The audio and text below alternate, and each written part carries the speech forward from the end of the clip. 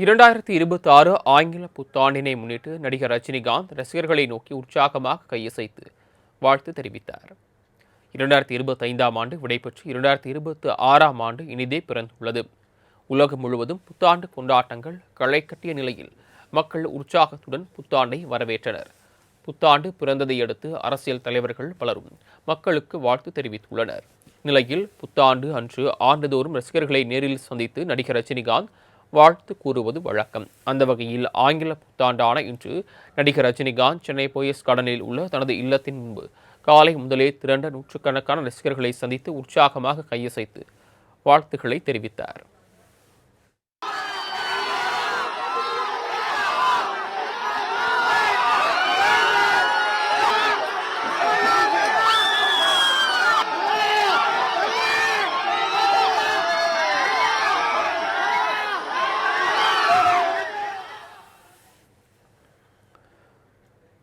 பதிலுக்கு அங்கு குவிந்த ரசிகர்களும் நடிகர் ரஜினிகாந்திற்கு புத்தாண்டு வாழ்த்துக்களை தெரிவித்தனர்.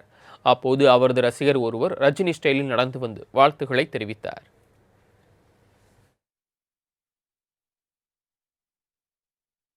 வருஷத்துல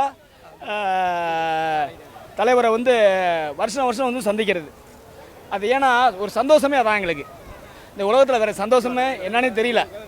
தீபாவளிங்கிறாங்க, பொங்கலுங்கிறாங்க, ஏன்னா ஜனவரிங்கிறாங்க, இதெல்லாம் எனக்கு தெரியாது. அந்த ஒவ்வொரு நாளும் தலைவனை பார்க்குற ஒவ்வொரு நாளும் உலகத்தில் சந்தோஷமான நாளே இந்த ஒரு நாள் தான் எங்களுக்கு.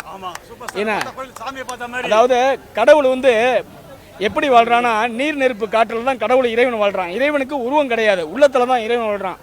ஏன்னா தலைவர் எப்படின்னா ஒரு மகான், நடிகர் அல்ல. திரையுலகத்தில் வச்சு இறைவன் அவரை காமிச்சிட்டு இருக்கான். இதான் உண்மை. அதாவது கோடான கோடியில் ஒரே ஒரு படைப்பு தான் இந்த தலைவரோட படைப்பு.